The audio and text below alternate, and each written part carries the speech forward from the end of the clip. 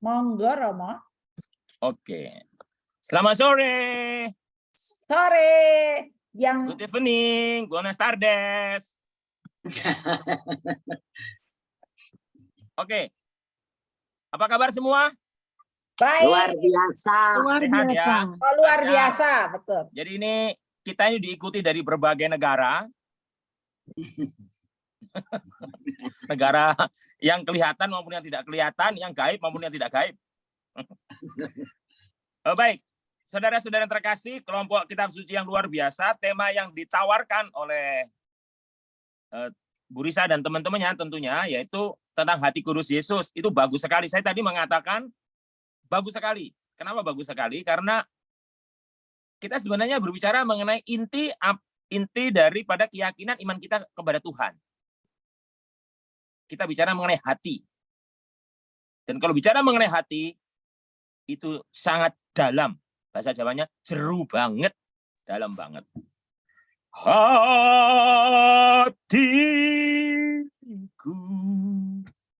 ku persembahkan kepadamu. Hatiku, ku persembahkan kepadamu. Saudara-saudari, sangat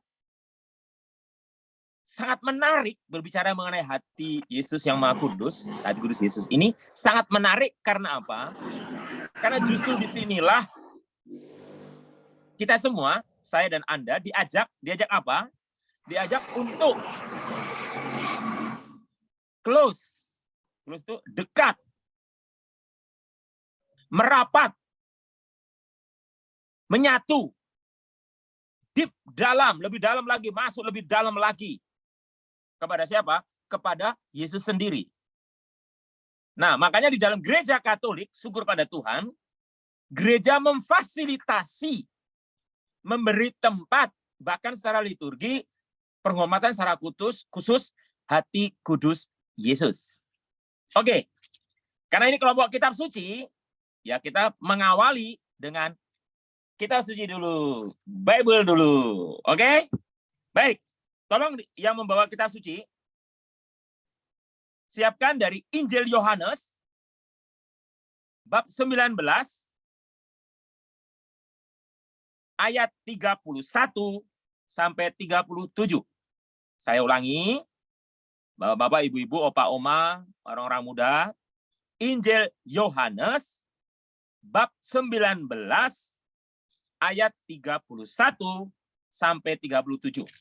Bacaan ini, saudara-saudari, menjadi pendasaran Alkitabiah, menjadi pendasaran kitab suci, kalau berbicara mengenai hati kudus Yesus.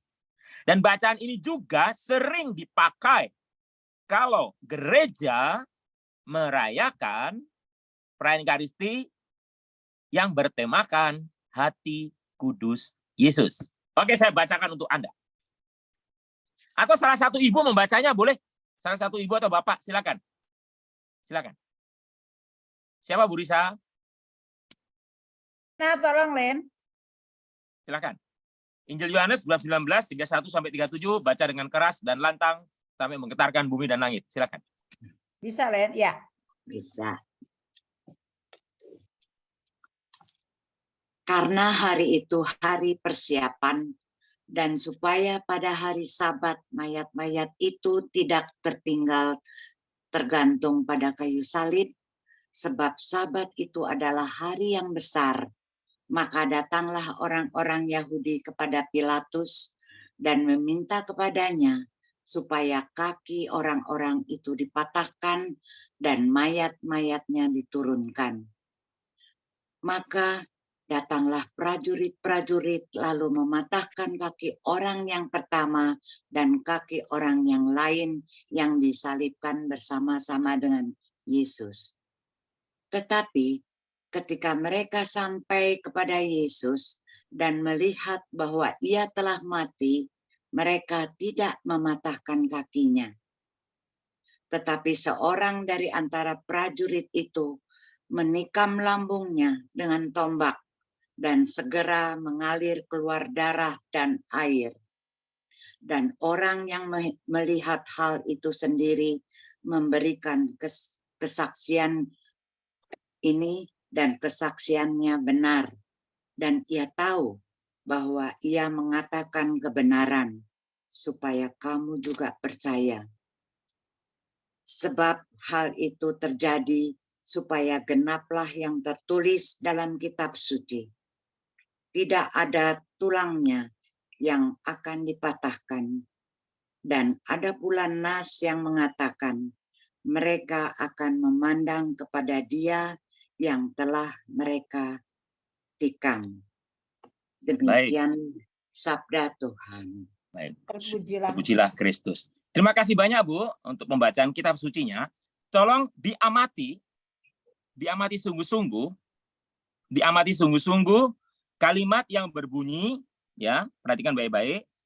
Diamati sungguh-sungguh kalimat yang berbunyi, tetapi seorang dari antara prajurit itu menikam lambungnya dengan tombak, dan segeralah mengalir keluar darah dan air.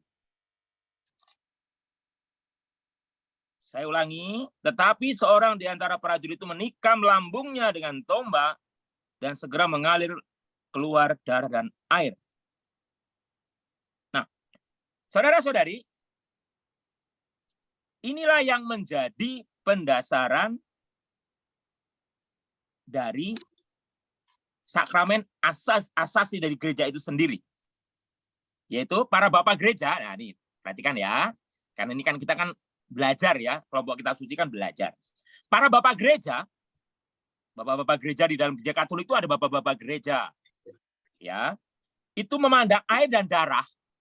Kan waktu Yesus ditusuk, lambungnya itu keluar darah dan air. Nah, darah dan air itu mengalir dari hati Kristus. Nah, dari lambung itu dari hati Kristus.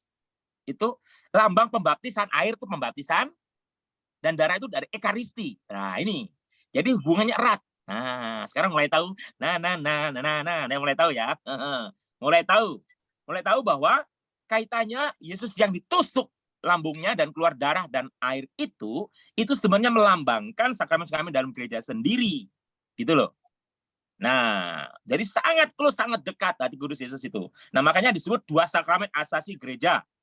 Makanya dikatakan gereja itu lahir dari lambung Kristus. Nah, itu mengapa hati kudus Yesus, gereja itu lahir dari lambung Kristus pada saat Yesus ditusuk. Ditusuk lambungnya oleh prajurit, keluar darah dan air, dan itu sebenarnya melambangkan kelahiran gereja sendiri. Di mana Yesus sendiri mengatakan di dalam Ekaristi, inilah tubuhku, inilah darahku. Gitu loh. Ya, Kamis Putih, kita rayakan kan perjamuan malam terakhir. Dan terungkap sabda Tuhan itu sendiri, perkataan Tuhan sendiri disalib. Dan Yesus mati di kayu salib. Nah, pada saat ditusuk lambungnya itu, saudara-saudara, hello. Sekarang sudah mulai paham dan tahu ya, hello. Bahwa pada saat keluar darah dan air, itu melambangkan sakramen gereja, disitulah lahirnya gereja Kristus. Itu intinya di situ. Dang.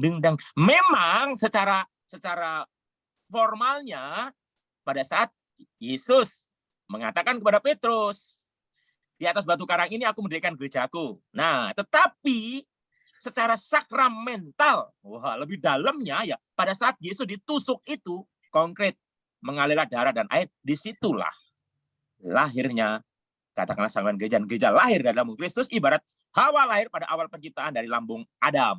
Nah, pertanyaannya kok dilukiskan, kok rajimnya hati itu dilukiskan sebagai jantung. Karena bagi manusia jantung itu denyut yang sangat penting. Kehidupan dianggap dari tempat kehidupannya manusia itu. Jadi dekat sekali gitu. Nah, berarti kan Yesus itu sangat dekat dengan kita, saudara-saudari. Makanya di dalam gereja Katolik ada devosi kepada hati kudus Yesus. Ini penghormatan yang luar biasa ditujukan kepada kodrat manusia Yesus dan kodrat ilahi Yesus. Nah, hati kudus Yesus. Hati kudus Yesus. Nah, saudara-saudari, Anda pasti mengenal Santa Margareta Maria Alacoque. Bacanya Alacoque. Ya. Kenal ya? Kenal, yang hidup tahun 600 1647 sampai 1690. Beliau ini, Santa ini sangat luar biasa mengembangkan devosi kepada hati kudus Yesus. Jadi Anda harus tahu siapa yang Santa yang berdevosi. Kalau Koronka kan Faustina. Kalau hati kudus Yesus, Santa Margareta Maria Alacoquini. Nah, tetapi jangan salah, sebelumnya sudah ada dulu, gitu loh. Jadi sebelum Santa Margareta, sebelumnya sudah ada dulu dari santo-santa yang lain. Tetapi yang mempopulerkan adalah Santa Margareta Maria ini, saudara-saudara. Karena apa?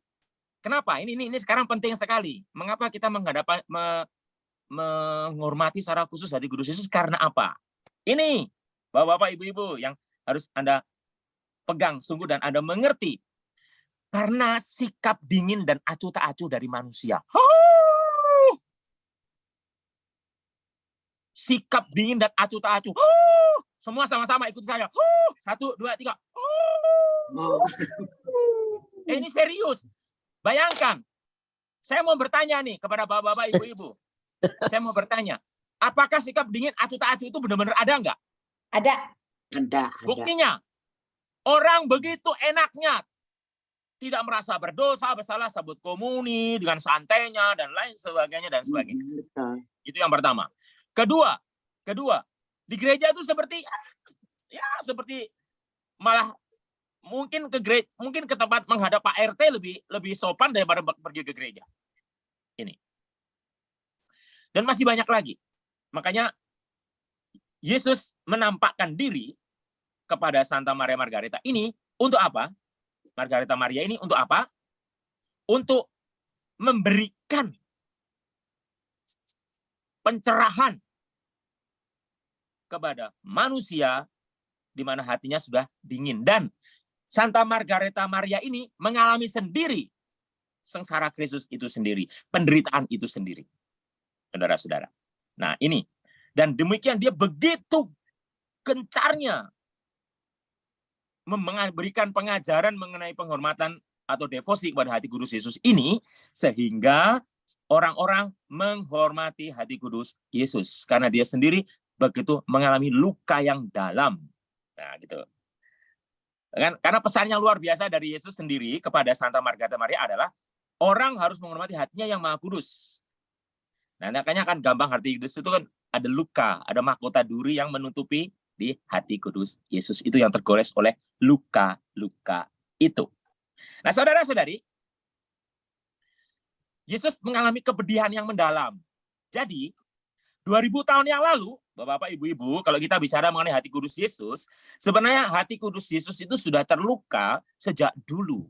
Penolakan, pengkhianatan, dan lain sebagainya dialami oleh Yesus. Wah, Yesus mengalami kepedihan yang mendalam pada saat Yesus berdoa di Taman Getsemani. Sampai keringatnya bercampur darah. Yesus berkata, bila piala ini berlalu, biarlah berlalu. Wow. Pedih, perih. Mungkin cambukan serdadu, tamparan serdadu. Tidak lebih sakit daripada pengkhianatan yang dialami Yesus. Saudara-saudari, pengkhianatan, tidak menghormati, pelecehan, dan lain sebagainya, benar-benar menjadi sikap manusia yang acuh tak acuh, dingin, penuh kedengkian kepada gereja. Saudara-saudari, hal inilah yang membuat Santa Margareta Maria mengalami pewahyuan pribadi. Namun sebelumnya, seperti yang saya katakan tadi, sebelum Santa Margareta Maria Alacoque ini, sudah ada tokoh-tokoh sebelumnya yang juga secara mistik Kristiani menghormati hati kudus Yesus. Sudah ada. Saya sebutkan saja ya. Santo Bernardus, Santo Bonaventura, Santa Methodis, Santa Christudis, Santo Franciscus dari Sales, dan Santo Yohanes Yudes.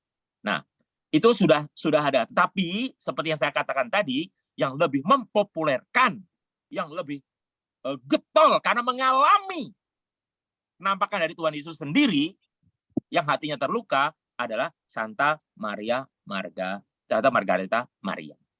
Nah, saudara-saudari yang terkasih, kembali ke darah dan air. Kalau berbicara mengenai hati kudus Yesus, Maaf telat. berbicara, Romo. halo? Oh ya, Ya, Romo, Ida, maaf selamat. terlambat. Wifi-nya Agak reset. terlambat. Belum selesai. Oke. Jadi, yang mau saya katakan begini. Umat kadang-kadang, karena betul kata Bu Risa tadi betul, karena tidak tahu, menganggap, devosi hati kudus itu biasa-biasa saja. Tidak. Devosi hati kudus itu istimewa. Bukan berarti devosi yang lain nggak boleh-boleh. Anda boleh berdevosi apa saja boleh. Tetapi devosi kepada hati kudus Yesus itu spesial. Karena apa spesial? Tapi ini spesial bukan tambah telur ya. Jangan spesial dengan telur, jangan. Spesial, sungguh-sungguh. Sungguh-sungguh berarti kita ini memberi penghormatan. Nah, kapan sih kita memberi penghormatan secara khusus? Gereja memberi tempat pada Jumat pertama. Nah, hello. Jumper. Jumat pertama ini penghormatan secara khusus untuk menghormati hati kudus Yesus. Gitu loh. Jumat pertama. Aduh, luar biasa sekali. Dan secara khusus juga gereja merayakan hati kudus Yesus, tadi dikatakan oleh Bu Risa sebelum minggu lalu, sesudah hari raya tubuh dan darah Kristus, ada Jumat ketiga sesudah Pantekosta. Dan setiap bulan kita mengadakan penghormatan pada bulan Jumat pertama. Dan bulan Juni, kalau bulan Mei dipersembahkan untuk menghormati Bunda Maria, kalau kepada hati kudus Yesus pada bulan Juni ini, sekarang kita ini. Nah, coba sekarang buka Matius 26 ayat 38. Ayo, sekarang. Ida bawa kitab suci enggak? Halo, Ida. Ida udah keluar lagi, Romo. Oh, udah keluar lagi. Romo. Oh, Masih mungkin. sambil ngomong. Tapi bawa kitab suci enggak? Kalau bawa kitab suci baca dong. Ada kitab suci. Ya, Kalau enggak ada enggak apa-apa. Ada. Iya, aku oper aja deh, Romo, maaf. Oh ya udah, sudah sorry. Yang lain. Matius 26 ayat 38. Tolong baca. Halo. Matius 26 ayat 38. Silakan, Bu. Baca, Bu, Pak. Lalu katanya kepada mereka, hatiku sangat sedih, seperti mau mati rasanya. Tinggallah di sini dan berjaga-jagalah dengan aku. Nah, lihat. Saudara-saudari, perhatikan baik-baik. Hatiku sangat sedih. Kita bicara mengenai hati. Hati siapa? Halo, hati siapa? Hati Yesus. Hati Yesus. Yesus berkata dari Matius 26 38. Matius 26 38. Hatiku sangat sedih seperti mau mati rasanya. Inilah mengapa Yesus menampakkan diri kepada Santa Margareta Maria Alacoque karena hal ini. Jadi 2000 tahun yang lalu Yesus sudah mengalami hatinya yang sedih, hatinya yang perih, hatinya yang tertusuk. Tapi di 2023 ini, dan juga secara khusus pada waktu Yesus menampakkan diri kepada Santa Margareta Maria Alacoque itu, karena hati Yesus itu mengalami kepedihan, saudara-saudara. Hatiku sangat sedih, seperti mau mati rasanya. Coba Anda renungkan, Anda yang orang tua, ya saya nggak mengharapkan ya, andai kata disakiti anak, gimana? Sedih nggak? Opa, oma sedih nggak? Halo? Sangat. Sedih nggak, Romo? Ditusuk-tusuk, yang baru pacaran diputus pacarnya, galau abis. Aduh, hati. Hati seperti ditusuk sembilu, makanya istilahnya sakit hati, bukan sakit jantung. Sakit jantung mati ya. Sakit hati. Modar langsung. Kok menyakiti hatiku. Menyakiti hatiku. Gitu. Nah, hatiku sakit. Dikhianati. Sedih sekali. Nah, hatiku sangat sedih. Seperti mau mati rasanya. Nah, saudara-saudari. Seperti mati lampu. Seperti mati lampu. Lebih parah kali. Kalau mati lampu pakai senter, Bu Risa. Tapi hatiku sangat sedih tuh. Ini nggak main-main, saudara-saudari. Dan jangan minta, Tuhan berilah hatiku disakiti. Jangan. Jangan. Parah, saudara-saudari. Jangan minta. Karena pasti akan terjadi. Nah, saudara-saudara yang terkasih. Sekarang ada pertanyaan. Kita sudah bicara mengenai hati Yesus yang tersakiti. Dan lewat devosi yang disarankan, diajarkan oleh Santa Margarita Maria Alacoque itu, pertanyaannya adalah, untuk apa sih kita berdevosi kepada hati kudus Yesus? Ayo, siapa yang bisa jawab? Ayo. Sebelum saya lanjutkan, ada yang bisa jawab? Kan ini kan kelompok belajar kitab suci. Ayo, ada opa-opa, bapak, ibu-ibu, opa, oma. Mengapa kita harus berdevosi? Romo, aku jawab ya. Boleh. Mengucapkan syukur atas kasih Yesus bagi keluargaku. Oke. Ucapan syukur, kata Bu Risa. Ada lagi? Anything else? Ada lagi? Satu sudah dijawab oleh Bu Risa. Ucapan syukur. Ya. Ada lagi? Halo? Bangun. Ayo. Nah itu makanya kan pada belum ngerti, Mo. Ya, pelan-pelan. Apa taunya apa? Pokoknya nanti saya kasih tahu. Ayo. Berterima kasih atas pengorbanan Yesus. Ya. Berterima kasih atas pengorbanan Yesus. Oke, tadi bersyukur. Bu Risa bilang. Terus ini Bu Erni ya? Berterima kasih. Apa lagi? Pokoknya tidak ada yang salah. Yesus. Apa? Menyenangkan hati Yesus. Menyenangkan hati Yesus. Apa lagi? Terima kasih atas sama, tapi terima kasihnya adalah keterbukaan hati Yesus untuk menerima kita semua dalam segala kerapuhan yang kita miliki. Dia tetap mau menerima kita. Baik. Satu lagi sebelum saya beri, semua tidak ada yang salah karena semua itu sebenarnya terangkum dalam satu kalimat nanti. Oke, apa lagi? Ada lagi? Membalas cinta kasih yang dinyatakan Allah kepada kita melalui Yesus. Iya, salah satunya adalah membalas cinta kasih yang diberikan Allah kepada kita. Saudara-saudara, jawabannya Ibu Risa, jawabannya Bu Eri, dan semua itu saja, semuanya intinya ada satu. Itu cara kita membalas kasih Tuhan, meskipun, perhatikan baik-baik ya, perhatikan baik-baik. Meskipun sebenarnya Tuhan tidak memerlukan ucapan terima kasih kita. Loh, kok bisa sih Romo? Kan tadi Romo bilang, katanya kok hati Yesus tersakiti. Terus kok Yesus nggak memerlukan itu? Bukan soal itu, saudara-saudari. Bukan masalahnya di situ. Jadi sebenarnya pada saat Anda berterima kasih, bersyukur, itu ada membalas kasih Tuhan Yesus itu. Anda dan saya sebenarnya, saudara-saudari, itu mengobati hati kudus Yesus. Kok bisa? Nah ini baru nih kan, mengobati. Kenapa? Karena seperti dalam bacaan Matius tadi, hatiku sedih, sakit, seperti mau mati rasanya. Pedih, seperti mau mati rasanya. Nah, dan Yesus mengalami penolakan. Yesus mengalami sakit yang luar biasa. Karena sikap dingin, acuh tak acuh dari manusia. Nah, pada saat Anda berdevosi, Anda bersyukur, seperti kata Bu Risa tadi, berterima kasih kata Bu Eni tadi, dan masing-masing banyak hal lagi. Dan yang terakhir tadi luar biasa, membalas cinta kasih yang dinyatakan Allah, itu berarti apa, saudara-saudari? Itu berarti bahwa Anda menjadi lebih dekat, semakin dekat, semakin merapat. Makanya lagunya Bimbo itu, saudara-saudari, Tuhan itu, lagunya Bimbo.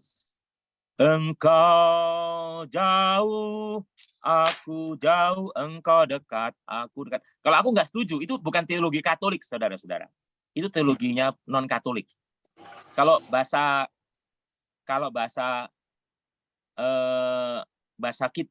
teologi Katolik itu engkau jauh, aku jauh, kau mendekat, engkau dekat, aku dekat, kau merapat, gitu. Jadi teologi Katolik itu bukan berarti kalau Anda jauh, Tuhan jauh. Tidak, saudara-saudari. Anda jauh, Tuhan mendekat. Tetapi Anda yang tidak melihat Tuhan, saya tidak melihat Tuhan. Bisa mengerti ya? Jadi, Karena Yesus sendiri mengatakan di mana dosa bertambah banyak, disitulah rahmat berlimpah. Artinya bukan berarti kita harus berbuat dosa, tidak. Karena Yesus mengatakan lebih baik satu orang berdosa bertobat daripada 99 orang yang merasa baik tidak perlu bertobat. Artinya semuanya bagi Tuhan itu yang utama dan pertama adalah orang berdosa dan terutama setelah itu mau bertobat. Gitu. Jadi disinilah budi cinta kasih atau cinta kasih yang luar biasa dari Yesus dengan hati kudusnya yang luar biasa sampai terluka. Itu adalah untuk mencari domba-domba yang hilang, jiwa-jiwa yang hilang. Terima kasih, luar biasa jawaban-jawaban Anda. Memang akhirnya, kalau kita ditanya, mengapa kita berdevosi? Karena, kenapa kita berdevosi kepada hati Kudus Yesus? Supaya Anda tahu, saya akan ngomong pelan, supaya nanti kalau mau dicatat, dicatat. Mengapa saya berdevosi kepada hati Kudus Yesus? Karena devosi saya adalah jawaban pribadi saya, iman saya, terhadap besar cinta kasihnya Tuhan. Jadi saya berdevosi itu karena jawaban saya pribadi. Bukan karena disuruh ketua lingkungan. Bukan karena disuruh pastor paroki. Bukan karena disuruh oleh Bapak Uskup. Saya berdevosi. Tidak. Awalnya saya mendapat pengetahuan. Saya mendapat pengetahuan dari Santa Margareta Maria Alacoque. Awalnya Anda dapat pengetahuan dari saya, atau dari Romo A, Romo B, atau dari ketua lingkungan, atau apa saja, siapa saja. Tetapi setelah Anda mengetahui, Anda mengalami pengalaman pribadi bagaimana hati Kudus Yesus menyelamatkan Anda, bagaimana hati Kudus Yesus mengasihi Anda, bagaimana hati Kudus Yesus merangkul Anda. Kita semua orang berdosa dalam kasih-Nya. Oh, itu saudara-saudari. Jadi yang saya mau katakan apa? Yang luar biasa adalah apa? Bahwa devosi kepada hati Kudus Yesus adalah jawaban pribadi orang beriman atas kenyataan betapa besar cinta kasih Kristus sebagai Tuhan. Makanya dilambangkan hati yang terluka. Gitu. Nah, saudara-saudari, sekarang saya akan membaca suatu kalimat kitab suci yang bagus sekali untuk Anda. Dari 1 Yohanes, surat kepada Yohanes yang pertama, ayat 4, 9 sampai 10. Saya bacakan untuk Anda. Surat kepada Yohanes yang pertama, 1 Yohanes bab 4 ayat 9 sampai 10. Saya bacakan untuk Anda ya. Dalam hal inilah kasih Allah dinyatakan di tengah-tengah kita, yaitu bahwa Allah telah mengutus anaknya yang tunggal ke dalam dunia, supaya kita hidup olehnya. Perhatikan baik-baik, kita hidup olehnya. Inilah kasih itu, bukan kita yang telah mengasihi Allah, tetapi Allah yang telah mengasihi kita dan yang telah mengutus anaknya sebagai perdamaian bagi dosa-dosa kita. Saudara-saudari yang terkasih, perhatikan baik-baik. Ya, di dalam hal inilah kasih Allah dinyatakan di tengah-tengah kita, yaitu bahwa Allah telah mengutus anaknya yang tunggal ke dalam dunia supaya kita hidup olehnya. Hidup olehnya, hidup dalam Yesus. Ya. Inilah kasih itu, bukan kita yang telah mengasihi Allah. Jadi bukan kita yang memulai sebenarnya. Bukan kita, tetapi Allah, tapi Yesus sendiri. Ya. Tetapi Allah yang telah mengasihi kita dan yang telah mengutus anaknya sebagai perdamaian bagi dosa-dosa kita. Jadi saudara-saudara yang terkasih, sebenarnya kedatangan Yesus ke dunia, kedatangan Yesus ke dunia untuk mendamaikan kita dengan Allah. Dan sampai apa? Sampai hati Yesus terluka. Wow. Makanya saya suka sekali lagu Hatiku tuh. Hatiku,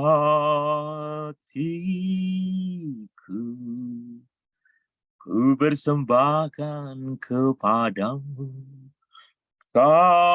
kasih abadi kau nyatakan kepadaku. Hatiku ku persembahkan. Saudara-saudari, saya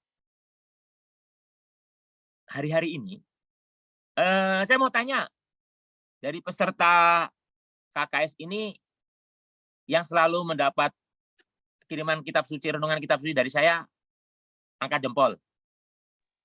Halo? Ayo, 1. Bisa. Siapa lagi?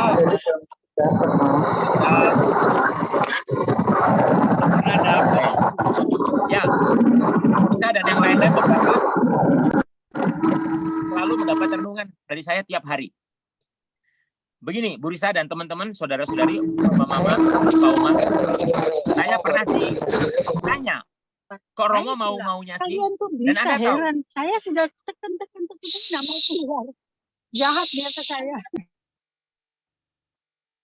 jadi begini, saudara-saudari, saya kan ditanya, Romo tuh, karena begini, kalau jam 2 Papua, saudara-saudari, itu berarti jam 12 Jakarta. Nah, saya jam 2 itu, jam 3 sudah bangun, saudara-saudari.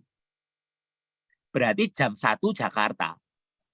Dan orang-orang itu kalau saya kirim renungan jam 3 pagi, sebab kalau saya di atas jam 5 itu sudah persiapan misa, mengajar, atau ke stasi, atau pelayanan. Jam 6 itu. Nah, saudara-saudara, jadi saya harus kirim renungan itu pagi. Ada yang bertanya kepada saya, Romo ini nggak tidur ya? Ya tidurlah. Nah, pertanyaan lagi, saya ditanya lagi, loh Romo kok mau-maunya berkirim seperti itu? Bahkan kadang-kadang ada yang nggak jawab, nggak respon gitu. Saya bilang, bukan urusan saya untuk merespon kembali kan? Saya hanya melakukan apa yang harus saya lakukan. Nah, saudara-saudari, apa yang dilakukan saya, Romulus ini nggak ada apa-apanya dengan dibandingkan Yesus. Saya sudah melayani itu dengan cara mengirim renungan, memberikan peneguhan, misa, dan menyebut nama-nama atau mendoakan setiap orang dalam misa setiap hari. Itu yang saya lakukan itu tidak ada seujung kuku dengan apa yang dilakukan oleh Yesus.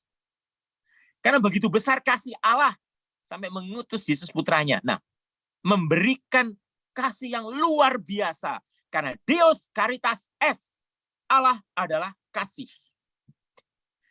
Nah, saudara-saudari, inilah yang luar biasa yang kita sebagai murid Tuhan diajarkan. Untuk apa? Untuk memberikan penghormatan secara khusus.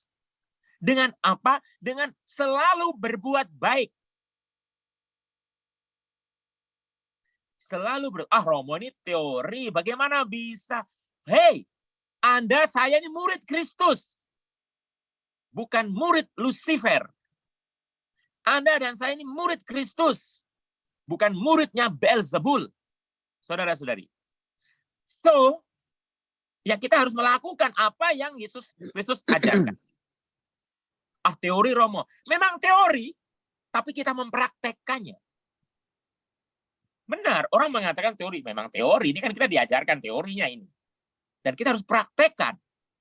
Konkret. Dari potensio menjadi aktus. Jadi potensi menjadi kenyataan. Nah, saudara-saudari, pertanyaan lagi. Mengapa disebut hati kudus? Hati kudus. Berarti kudus sesuatu yang suci. Dan kita harus menghormatinya. Ada respect. Karena yang dimaksud kudus itu hati Yesus sendiri.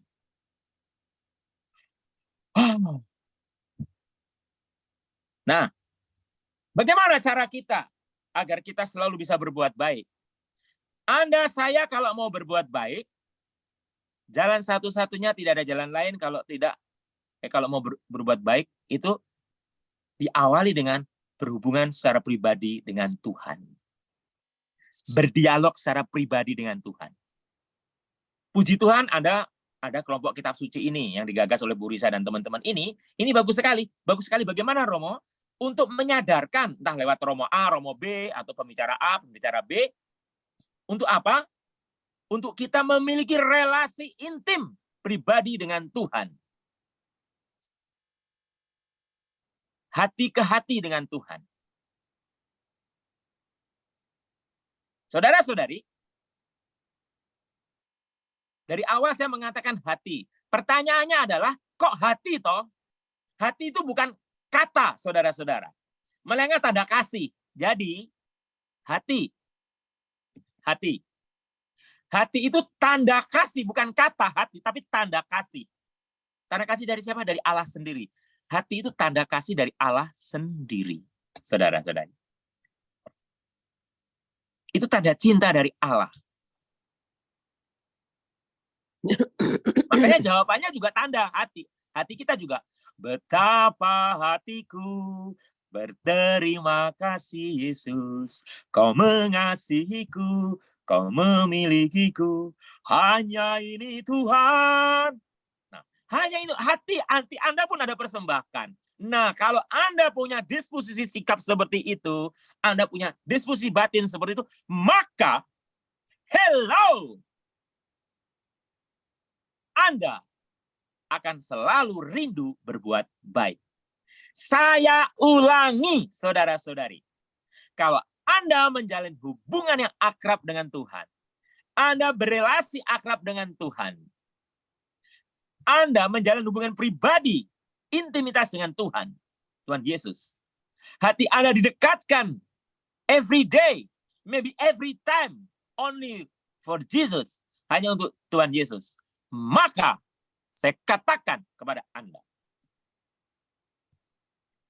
hidup Anda menjadi lebih baik. Hidup Anda menjadi lebih baik. Dan Anda bahasa saya itu, saya suka pakai istilah negatif, tapi saya artikan positif. Anda terkontaminasi, bukan oleh virus COVID, tetapi oleh budi baik hati kudus Yesus. Itu. Karena hati itu bukan kata, tetapi tanda cinta kasih. Jadi kalau Anda berdevosi, memberi penghormatan kepada hati kudus Yesus secara tulus, secara ikhlas, Anda, saya, kita semua merasakan. Merasakan apa, Romo? Merasakan kasih Yesus yang luar biasa. Sehingga apa yang tidak mungkin menjadi mungkin. Apa yang bagi orang lain itu khayalan, itu teori, itu tidak mungkin. Tetapi bagi pengikut Kristus yang memiliki, yang terpengaruh oleh hati kudus Yesus, menjadi mungkin. Mengapa itu? Maka banyak martir, banyak orang berkorban, banyak orang seperti Mother Teresa, dan lain sebagainya. Makanya ada lagu itu, lagu pop, lagu kesayangan saya pop, tapi saya membaptisnya sebenarnya. Cinta yang tulus di dalam hatiku. Cinta sini cinta dari Tuhan ya. Telah bersemi karenamu, mutu Tuhan. Hati yang suram kini tiada lagi. Hati yang suram, sedih, galau, telah bersinar karenamu, telah menjadi memancar sinar penuh kasih karenamu, mutu Tuhan Yesus. Semua yang ada padamu, oh, semua yang ada pada Tuhan membuat diriku tiada berdaya. Tidak berdaya lagi. Hal-hal dunia yang dulu menguasai kita tidak berdaya lagi. Hanyalah untukmu, hanyalah kasihmu seluruh hidup dan cintaku. Jadi seluruh hidup kita persembahkan untuk Tuhan. Saudara-saudari yang terkasih, itu memang lagu pop romantis, lagu cinta. Tapi saya baptis. Saya baptis. Cinta yang tulus di dalam hatiku. Jadi Bapak-bapak, Ibu-ibu, kalau Anda pergi ke gereja, Anda ke kapel adorasi, ya jangan keras-keras ya. Dalam hati, memandang tabernakel, memandang sakramen Maha Kudus, memandang salib Yesus, memandang hati kudus Yesus sambil nyanyi. Cinta yang tulus di dalam hatiku. Tapi jangan keras-keras, nanti dimarahi tetangganya. Telah bersemi karenamu. Cinta yang tulus. Cinta kita yang tadinya egois, tadinya penuh emosi, dendam, marah, sirna. Karena kasih Tuhan. Hati yang suram kini tiada lagi. Telah bersinar karenamu. Semua yang ada padamu, Oh, membuat diriku tiada berdaya, hanyalah bagimu, hanyalah untukmu seluruh hidup dan cintaku. Nah, saudara-saudara, seluruh hidup dan cintaku hanya untuk Tuhan. Karena apa? Karena hati kudus Yesus menguatkan kita. Saudara-saudara, sekarang Anda semakin mengerti ya, diawali dari tadi bacaan kitab suci yang berbicara mengenai Yesus ditusuk lambungnya, keluar darah, dan air yang menjadi lahirnya lambang kelahiran gereja, di mana lahirnya sakramen-sakramen gereja. Disitulah kita diingatkan bahwa Yesus memberikan hatinya, memberikan dirinya, memberikan hidupnya untuk menyelamatkan kita, untuk menebus dosa kita. Tadi dalam Injil surat pertama Yohanes tadi juga dikatakan bahwa apa? Bahwa Allah begitu besar kasihnya kepada kita, kepada Anda, kepada saya, memberikan kasih yang luar biasa untuk Anda dan saya. Nah, pertanyaannya adalah, apa balasan kita? Balasan kita tadi yang saya katakan. Kita mengasihi Tuhan dengan penuh kasih. Ini, saudara-saudara. Nah, saudara-saudara yang terkasih, bicara mengenai hati kudus Yesus, kita selalu diingatkan masalah misteri penebusan. Nah, jadi, kalau poin yang berikutnya adalah, kalau kita bicara mengenai hati kudus Yesus, selain bicara mengenai kasih tadi, karena bukan hanya hati, itu bukan hanya kata, tapi tanda kasih Allah, kita diingatkan ada peristiwa penebusan. Penebusan bagaimana, Romo? Penebusan bahwa kita ditebus. Hutang-hutang kita ini lunas karena Yesus. Cinta yang luar biasa Tuhan Yesus kepada kita. Makanya, kalau kita berdevosi hati kudus Yesus, kita sangat erat hubungannya dengan Ekaristi Kudus. Karena penebusan itu sendiri terungkap, terkonkretkan di dalam Ekaristi Kudus. Saudara-saudari, makanya saya heran kalau ada umat Katolik yang berkata begini, saya kok bosen di gereja Katolik. Gereja Katolik itu membuat malas, membuat kita menjadi boring, menjadi malas, bosan deh. Terutama anak-anak muda, mohon maaf saya bukan menyindir siapa-siapa, tetapi itulah kenyataan yang sering diungkapkan oleh umat. Saya hanya berkata begini, karena mereka tidak tahu esensi dari Ekaristi. Ekaristi itu bukan masalah kornya jelek, hiasan dekornya jelek, khotbahnya pastor ngantuk, dan lain sebagainya. Bukan itu. Ekaristi adalah suatu yang sangat kudus, saudara-saudari. Karena di situ kita mengenang perjamuan terakhir, di mana Yesus menyerahkan dirinya untuk keselamatan kita, yang terungkap dalam kisah yang terrealisir pada saat Yesus ditusuk lambungnya oleh serdadu, dan mengalirlah darah dan air. Oleh karena itu, devosi kepada hati kudus Yesus, penghormatan kepada hati kudus Yesus tidak bisa dilepaskan dari Ekaristi Kudus. Karena Ekaristi adalah anugerah hati Yesus yang terluka karena cinta kepada kita. Saya ulangi, Ekaristi adalah anugerah hati Yesus yang terluka karena cinta kepada kita. Saya ulangi, Bapak-bapak, Ibu-ibu, Opa-oma, Ekaristi adalah anugerah hati Yesus yang terluka karena cinta kepada kita.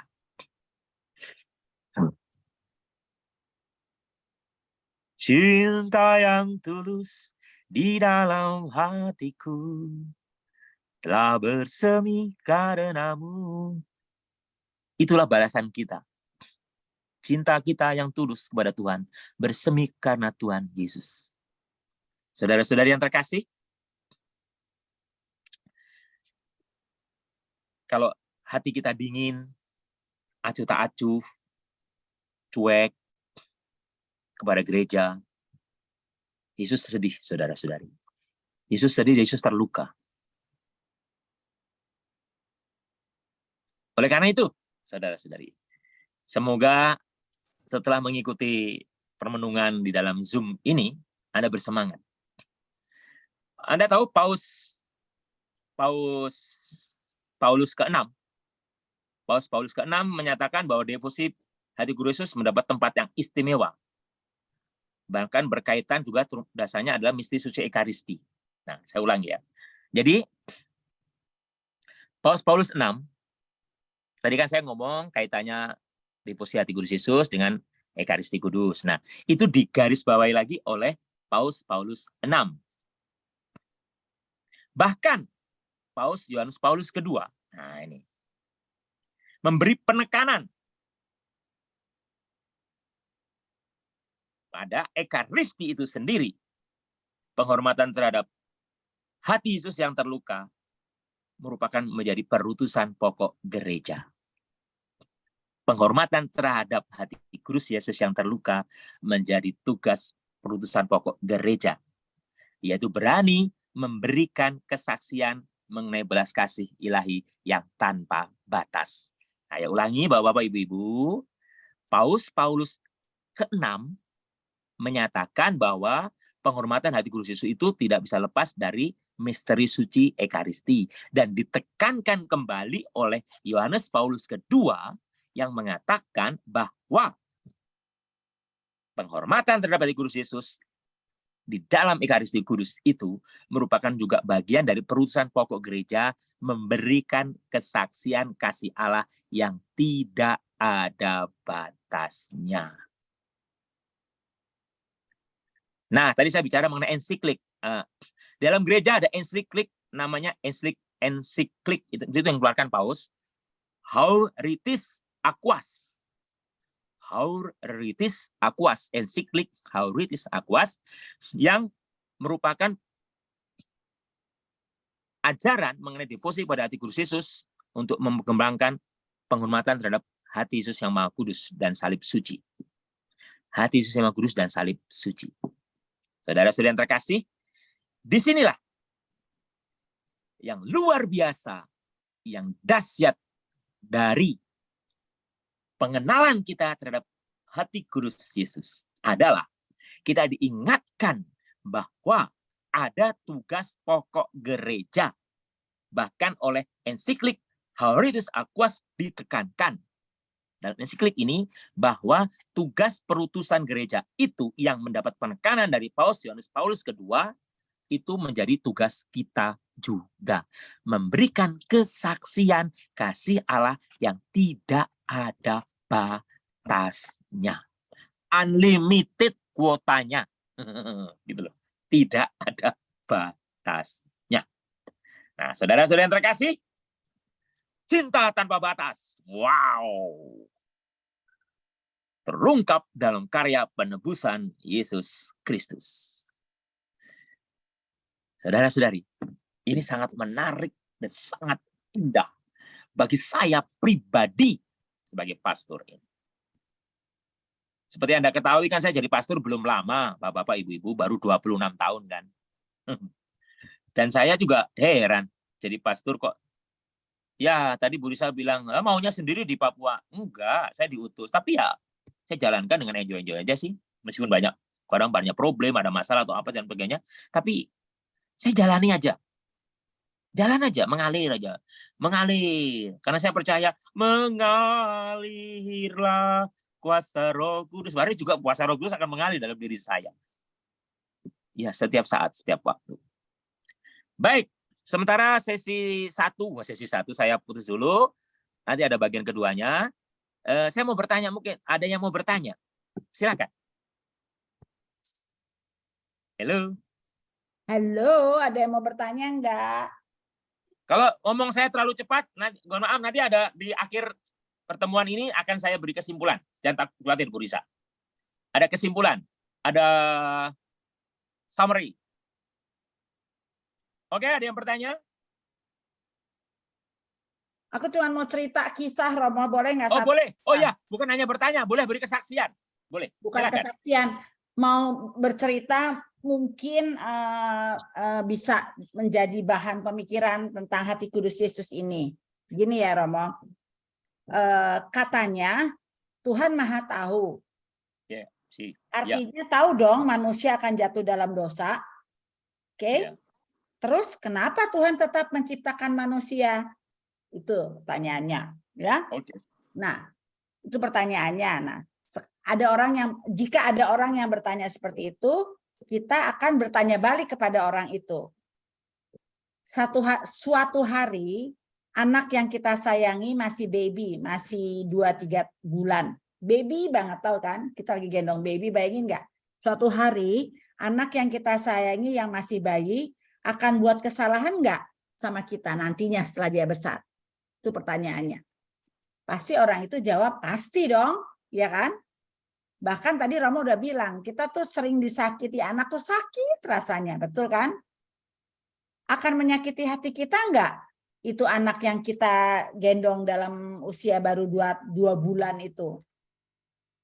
Pasti. Oke, udah jelas kan?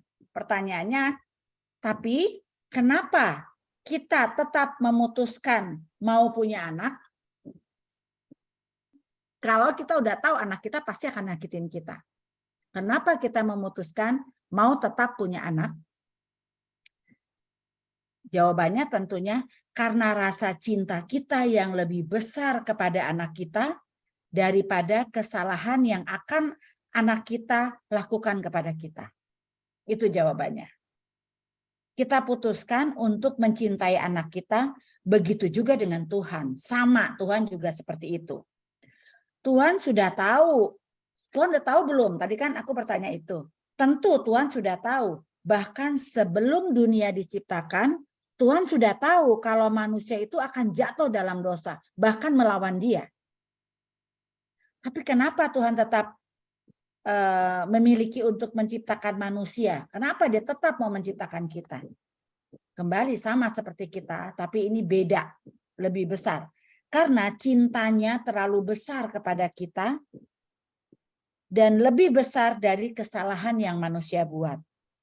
Dan Tuhan sudah siap semua yang mungkin akan menyakitinya. Tuhan sudah siap menerima itu. Tapi cintanya lebih, bahkan terlalu besar dari semua itu. Poinnya adalah cinta Tuhan, cintanya tidak mencari kesempurnaan. Jadi jangan takut, aduh gua nggak sempurna, aduh kurang mencintai. Tuhan tidak mencari kesempurnaan. Tapi cintanya yang teramat besar itu selalu menginginkan hubungan yang indah dengan kita setiap saat. Itu. Begitu Rama. Bagus. Oke, terima kasih Bu Risa. Ada yang mau menambahkan atau mau sharing atau mau bertanya silahkan. Atau punya pengalaman pribadi. Pengalaman pribadi berkaitan dengan Hati Kudus Yesus. Hati Kudus Yesus, rahmat Hati Kudus Yesus. Silakan. Saya tunggu 2 bulan. 2 bulan. Ayo siapa? Ibu Erni? Ada nggak Bu Erni? Belum, Bu Risa lagi. Belum. Nah, Kalau gitu Bu Pri. Di mute-nya di up dulu, di apa ya namanya? Di unmute dulu. Unmute. By the way, apakah penjelasan saya itu bisa ditangkap? Bisa dong. Bisa, Romo. Bisa. Apalagi mau dikasih summary. Iya, Nanti ada summary-nya. ada yang nanya karena udah ngerti mau. Ayo Bu Pri, ada nggak Bu Pri? Coba Bu Pri. Risa kalau orang juga nggak lagi bertanya itu kasih ada lagi. 2 hal. Riz. Bapak-bapak, ibu-ibu, halo? Ya, Ya. Kalau nggak bertanya itu ada 2. Sangat jelas atau Nggak ngerti. nggak jelas. tapi yang seperti Romo ngomong, nggak penting itu. Yang penting sudah tersalurkan ke dalam alam bawah sadar kita. Nanti pasti akan mengerti. Ya. Ya Bu Pri. Nanti apa, ada Bu summary-nya. Jangan khawatir. Pri? Bu Pri apa Bu Pri? Halo. Ya, halo. Ya.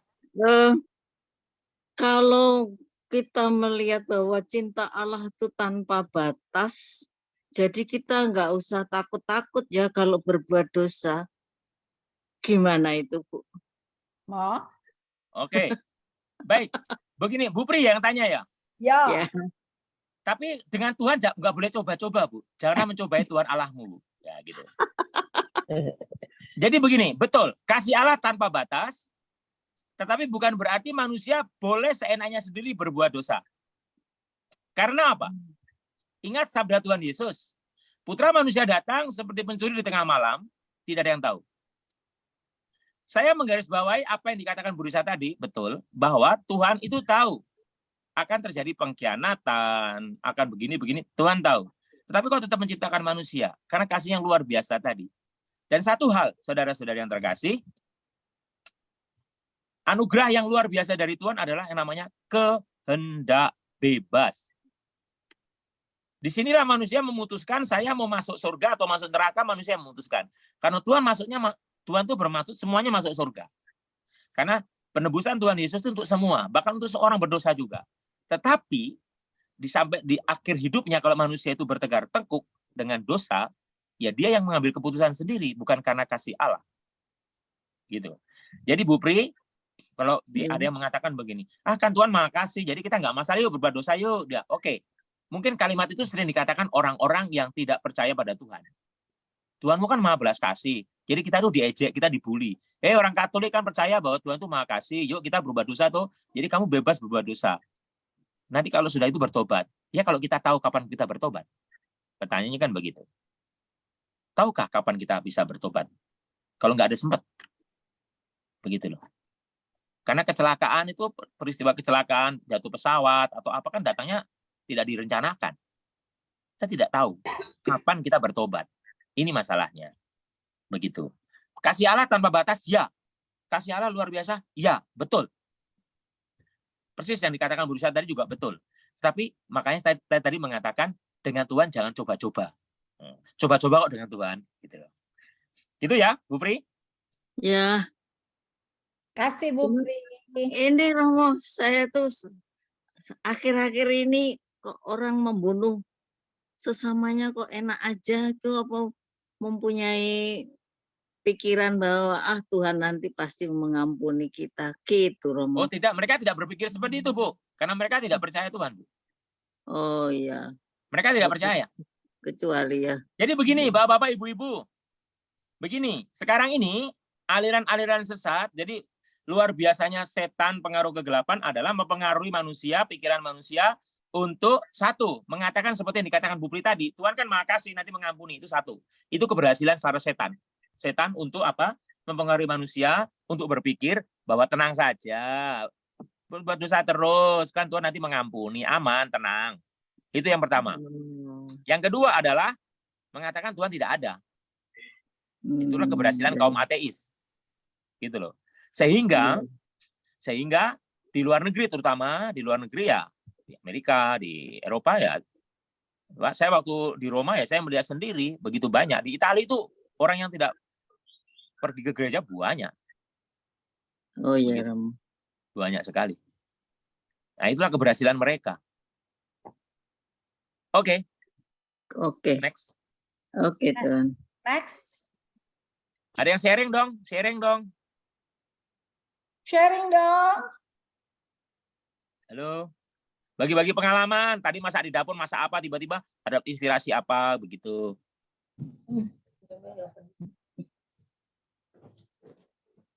Ada yang mau sharing? Saya Bu Risa. Oke, Pak Markus, silahkan. Pak Markus ya. Selamat siang, Romo. Selamat siang. Sini sore. Ini Romo. Kalau saya renungkan dari kecil saya itu, bapak saya itu bukan orang Katolik. Tapi saya kenyataannya disekolahkan di Katolik dan ada katekumen di sekolah ke suster. Jadi akhirnya mengenal Tuhan Yesus. Untung aja ketemu, dikenalkan sama Tuhan Yesus. Kalau saya dikenalkan sama Legion kan repot saya. Itu Legion itu kan. Legion itu artinya banyak. Yang diusir Tuhan Yesus. Iya, itu Legion itu kan setan yang masuk ke babi 2000 itu kan masuk ke jurang. Ya. Nah, saya kalau sampai ketemu sama Legion itu. Tapi saya kan begini, sekarang ini ada Romo Lulus mengatakan demikian.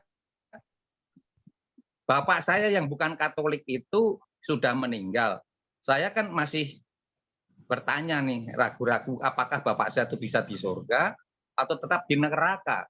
Karena waktu itu mengenalkan saya dengan Tuhan Yesus itu dengan cara sekolah itu dan dapat katekumen sampai baptis, sampai saya berumah tangga, masuk Katolik semua, termasuk anak-anak saya. Nah, ini yang saya akan tanyakan, orang tua saya maupun mertua saya yang dulu pernah mengatakan kalau sekolah minggu Sunday school tuh dia hanya di jendela saja mendengarkan suara nyanyian anak-anak Sunday school yang bernyanyi diajarkan sama pastor. Nah, ini apakah dia tuh ada keyakinan dari saya itu masih bertanya-tanya apakah bisa masuk surga atau tidak, karena doa-doa kami ini masih bisa diterima sama Tuhan atau bagaimana?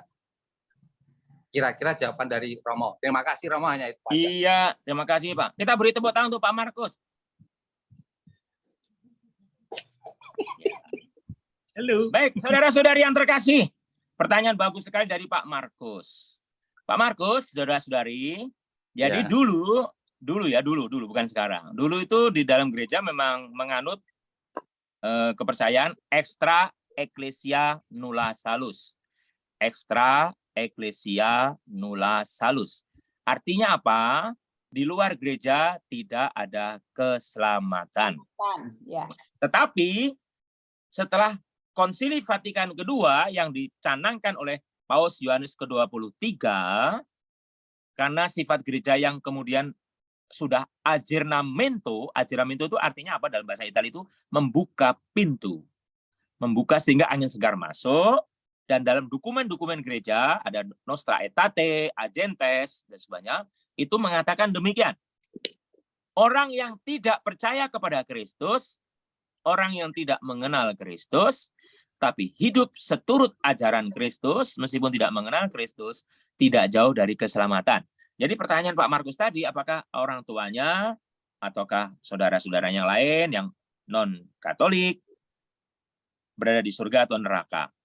Jangan khawatir Pak Markus. Kalau orang tua Anda, apalagi sudah mengantar Anda mengenal Kristus, dan hidupnya baik, artinya hidup seperti ajaran Kristus tetapi tidak mengenal Kristus, menolongkan cinta kasih itu kan universal.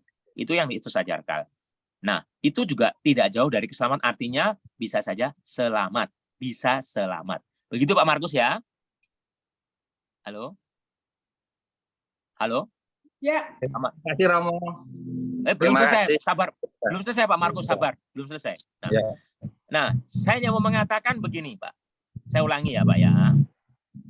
Kalau Bapak-Bapak Videonya diperhatikan matiin, baik-baik. Pak. Halo? Videonya.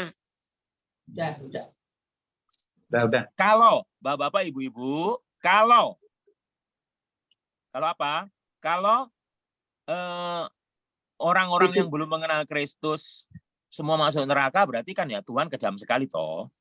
Karena kan Yesus ada 2000 tahun yang lalu. Bagaimana orang yang hidup 5 abad sebelum Masehi, 10 abad sebelum Masehi, dan lain sebagainya. Kan belum mengenal Kristus. Bagaimana? Apakah mereka selamat atau tidak? Saudara-saudari, mereka tetap selamat. Mereka yang tidak mengenal Kristus tetap selamat kalau hidup seturut ajaran Kristus. Gitu loh.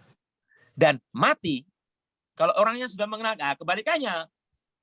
Orang yang dulunya mengenal Kristus, tetapi pada saat meninggal justru mengadakan permusuhan dengan Kristus, tidak mau berdamai dengan Kristus, nah kita tidak tahu dia selamat atau tidak.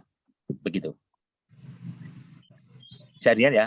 Nah, bagi saya, menurut saya, orang tuanya Pak Markus itu dalam keselamatan. Jelas Pak Markus? Terima kasih Romo. Amin.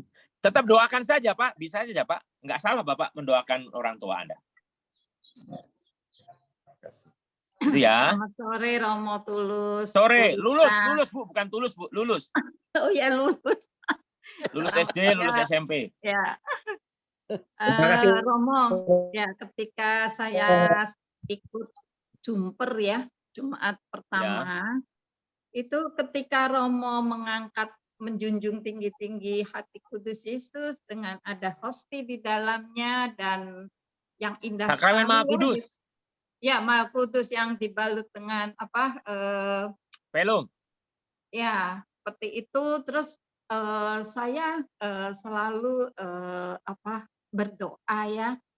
Saya percaya bahwa dia sungguh-sungguh hadir ya waktu itu ketika misa jumper dan saya berdoa, Yesus, saya ini penuh dengan dosa, tetapi saya betul-betul paham bahwa Engkau adalah Maha Kasih, Maha Penyayang. Jadi untuk itu saya mohon supaya hubungan saya semakin erat dan saya bersujud di hadapan-Mu untuk menyerahkan diri kepadamu kini dan sepanjang masa hidupku. Betul nggak Romo? Saya berdoa begitu ketika Romo mengangkat itu. Bu, dalam kalau doa yang bersifat private, pribadi, Bu, Iya. tidak ada bisa disalah-salahkan, Bu. Itu kan Ibu punya suatu, Ibu berdevosi kepada hati kudus Yesus, berdevosi kepada sakrament Maha Kudus, kemudian Ibu punya doa pribadi yang Ibu yakini untuk membuat Ibu semakin dekat dengan Tuhan, itu tidak ada salah, Bu. Ya. Saya ulangi, tidak bisa disalahkan karena itu hubungan pribadi. Jadi seseorang itu yang menjalin hubungan pribadi dengan Tuhan tidak disalahkan. Nah, tetapi ada satu, jadi nggak apa-apa itu betul, tetapi ada satu hal yang saya bisa menyarankan kepada siapa saja, bukan kepada Ibu, pada siapa saja. Justru pada saat Romo mengangkat sakrament Maha Kudus, justru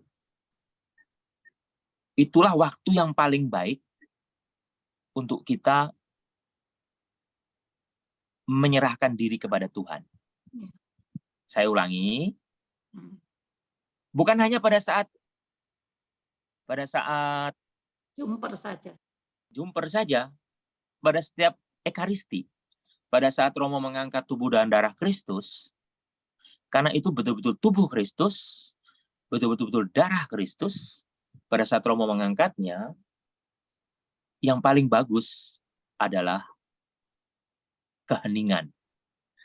Kita punya permohonan, betul. Boleh. Makanya kan gereja ada yang namanya intensi. Intensi dibacakan sebelum dibacakan. Saya mau berdoa ini. Ya, doa umat, segala macam itu kan. Nah, pada saat Romo mengangkat sakrament Maha Kudus atau tubuh Kristus atau darah Kristus, di saat itulah kita benar-benar ada di hadapan Tuhan dan menyadari keberadaan Tuhan. Doa tidak salah, Ibu, termasuk yang doa Ibu kan tidak ada yang menyalahkan.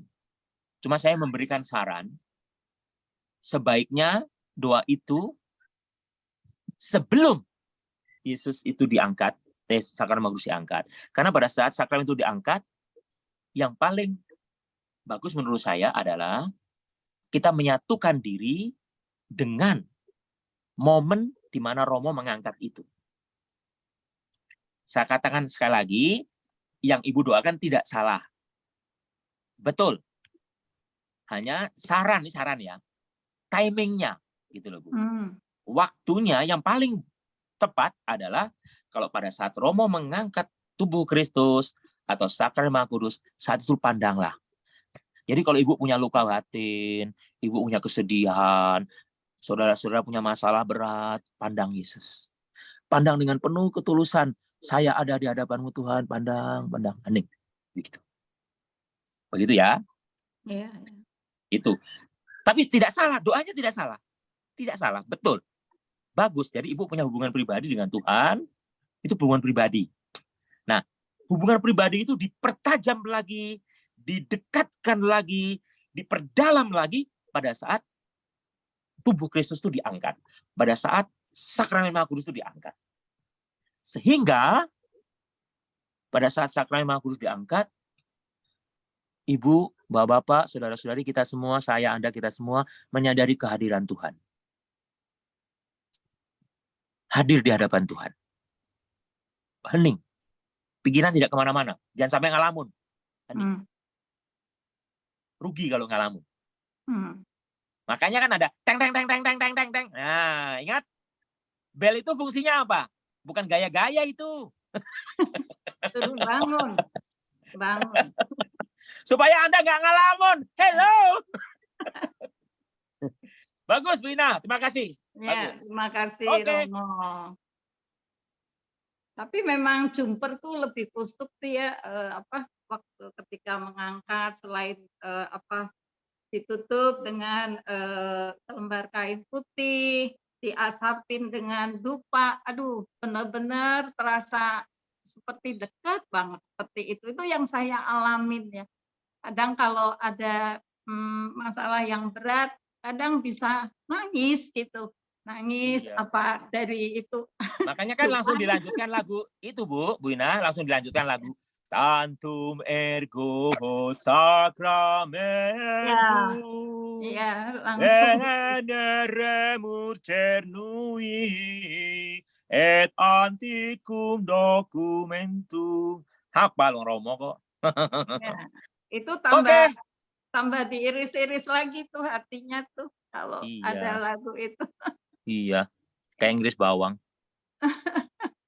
Makasih Romo. Ya, sama-sama Bu Ina. Oke, ada pertanyaan lagi. Halo. Saya Romo. Ya, Bu Kristina Sumarni. Iya. Mari, Bu. Selamat sore Romo dan Bu Selamat Rizka. sore. Romo, Ya. saya sudah tua. Ya, sama Bu, saya juga, Bu. Terus. 74 tahun. Saya 71, Bu. Iya. Kami ini 6 bersaudara ya Romo. Ya. Saya anak pertama.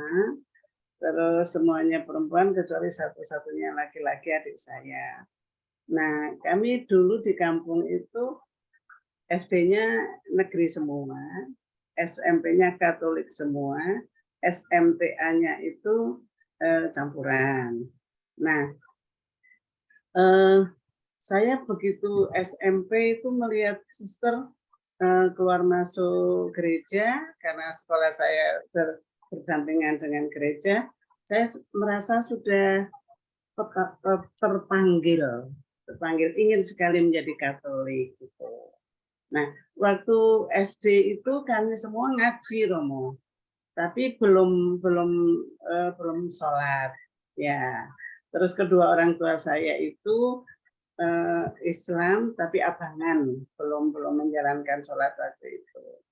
Lalu begitu saya di SMTA itu di kelas 3, saya minta izin untuk baptis karena saya sudah menunggu dari SMP kelas 1 dan 6 tahun gitu. Lalu ya saya sih merasa bahwa orang tua saya itu berat, tapi akhirnya mengizinkan. Nenek saya juga mengizinkan, bapak saya juga. Terus kami baptis. Saya punya janji dengan diri saya sendiri untuk tidak mengajak adik saya, supaya saya tidak merasa bersalah karena ngajak-ngajak adik saya gitu. Tapi adik saya nomor 2 dan 3 itu kok ya semua terpanggil, tidak saya ajak gitu. Nah, jadi 1, 2, 3 jadi Katolik, 4, 5, 6 menjadi Islam. Begitu rasanya sudah aman-aman saja, nggak ada masalah, itu yang saya rasakan ya Romo. Setelah saya jadi tua itu kok kayaknya ada perubahan gitu. Ibu saya itu dulu nggak ada masalah saya rasakan, tapi karena di kampung mungkin terpengaruh oleh lingkungan sehingga mungkin minta tolong kepada om saya, satu-satunya adik ibu saya, untuk mengingatkan saya. Terus minta tolong pada adik saya yang laki-laki juga untuk mengingatkan saya, karena dulunya saya kan dianggapnya keluarga Islam. Terus supaya saya juga mengingatkan 2 adik saya itu. Jadi singkat kata supaya kami kembali ke Islam. Tapi hati saya nggak bisa. Tapi menolak pun nggak bisa.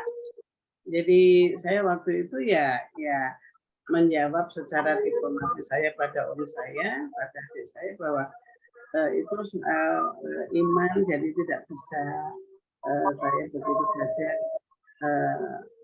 keluar masuk begitu.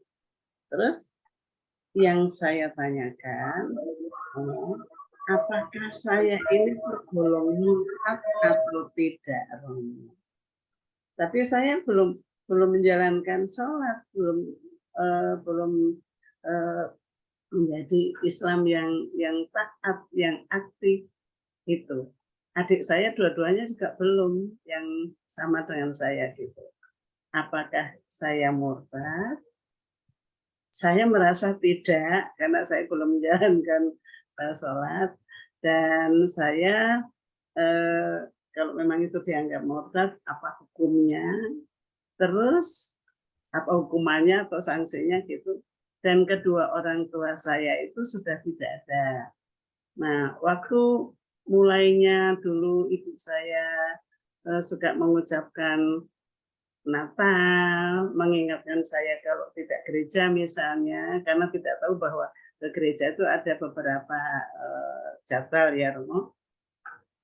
Malah bapak saya yang mengingatkan kepada ibu saya, katanya jangan seperti itu kepada anak gitu. Jadi bapak saya lebih tinggi toleransinya, tidak seperti ibu saya. Itu yang saya tanyakan, apakah saya murtad? Saya merasa tidak. Gitu. Mohon pencerahan Romo. Baik, Bu Christina. Ya. Yang pertama, ada dua hal yang mau saya soroti. Yang pertama, itu kan yang menyuruh ibu kembali itu kan orang tua ya? Ya. Ya, oke. Satu, ibu, kalau ibu tadi tanya apakah saya durhaka? Tidak. Satu. Kedua, apakah saya murtad? Tidak. Karena kan konteksnya begini, Bu. Konteksnya itu, kalau menurut mereka, orang Islam, ibu murtad. Ya. Tapi kalau di dalam gereja Katolik, ibu memberikan mutiara yang berharga. Gitu loh. Artinya, apa yang Ibu Christina lakukan, itu sudah pilihan yang tepat. Saya ulangi lagi, bukan pilihan yang salah. Ibu sudah di jalan yang tepat. Ingat, Yesus berkata, di dalam kitab suci, akulah jalan kebenaran dan hidup. Barang siapa tidak melalui aku, tidak akan sampai kepada Bapakku. Jadi, bahkan Nabi Muhammad pun kalau mau selamat juga harus lewat Yesus, saudara-saudari. Ini yang mau saya katakan. Jadi, satu-satunya Nabi, kalau disebut Nabi, karena kita percaya itu Yesus Tuhan. Yang berani mengatakan bahwa Buddha pun tidak berani mengatakan itu. Nabi Muhammad tidak mengatakan, Konghucu, tahu segala macam, tidak mengatakan itu. Tapi Yesus mengatakan, akulah jalan. I'm the way. I'm the way. Akulah jalan, kebenaran, dan hidup. Barang siapa percaya kepadaku, ia akan sampai kepada Bapakku. Ibu sudah dibaptis, sudah menjadi pengikut Kristus, berarti sampai kepada Bapa. Nggak usah berpikir soal murtad dan durhaka. Tidak. Kalau bicara mengenai iman, nggak ada istilah durhaka dan murtad kalau orang Katolik. Ibu sudah memilih pilihan yang tepat. Jadi ibu tidak durhaka. Karena justru ibu bisa mendoakan ibunya ibu. Orang tuanya ibu. Begitu loh. Ibu bisa mendoakan. Tadi pertanyaan Pak Martus kan sama. Apakah orang tua saya yang masih tetap Muslim bisa selamat? Bisa selamat kalau hidup menurut ajaran Tuhan. Sama orang tuanya ibu juga selamat. Hidup menurut ajaran Tuhan. Meskipun tidak mengenal Tuhan. Begitu. Dan tadi Pak Markus juga bagus pertanyaan, apakah doa-doa saya masih bisa? Bisa. Ibu bisa berdoa. Makanya kita kan berdoa untuk keselamatan di api orang-orang di api penyucian dan lain sebagainya. Saya sering kok mendoakan orang non-Katolik kok. Iya, karena bagi saya tidak ada yang salah dengan hidup mereka. Begitu loh. Jadi saya tetap doakan. Begitu. Iya, jadi Bu Christina, ibu tidak murtad dan juga tidak durhaka. Jelas? Ya, Romo. Terima kasih, Romo. Sama. Ada lagi? Kalau enggak, Romo mau kasih summary nih. Ya, saya mau kasih summary, kan masih ada 30 menit. Romo, boleh saya tanya? Boleh, boleh. Silakan. Sudah ada pertanyaan? Monggo. Enggak, saya pernah membaca, mendengar, kalau kita menyambut tubuh dan darah Kristus 9 kali dalam Jumat pertama, kita akan mendapatkan pertobatan saat kita meninggal. Nah, kalau kita tidak bisa berturut-turut seperti novena, begitu bagaimana, Rom? Apakah itu semua? Jadi Bu Erni, betul. Apa yang dikatakan Bu Erni itu betul. Ada kebiasaan atau keyakinan. Bahkan saya juga kecilnya juga diajari seperti itu oleh guru-guru saya, guru agama saya dulu. Oleh guru-guruan dulu. Pertanyaannya, Apakah pasti seperti itu? Saudara-saudari, jadi bedakan antara tradisi, ya, tradisi dengan realitas yang terjadi saat ini. Artinya begini, tidak keselamatan itu tidak bisa disaklekkan seperti itu. Jadi kalau saya tidak 9 kali ikut Jumat pertama, berarti saya nanti kematiannya begini-begini. Tidak bisa dibegitukan. Atau saya harus berturut-turut 9 kali. Kalau terputus berarti batal lagi. Bukan seperti itu. Jadi pertama-tama harus, kalau kita beriman Katolik, kita harus beriman secara dewasa. Bukan kekanak-kanakan, bukan karena ditakut-takuti. Jadi yang pertama gini, Bu, kalau ibu punya kebiasaan yang baik, ya, ibu punya kebiasaan yang baik berikut misa Jumat pertama, jangan hanya 9 kali, Bu, berkali-kali. Seumur hidup, kalau punya kesempatan. Nah, kalau suatu saat karena pekerjaan, karena ada kegiatan lain, ibu tidak bisa mengikuti misa Jumat pertama, ya tidak apa-apa. Begitu. Ya, jadi jawaban saya tidak apa-apa. Yang kedua, apakah saya tidak mengalami keselamatan seperti yang dijanjikan kalau saya mengikuti misa Jumat pertama? Tetap. Di sini masalahnya bukan masalah ibu harus 9 kali, terus setelah 9 kali tidak.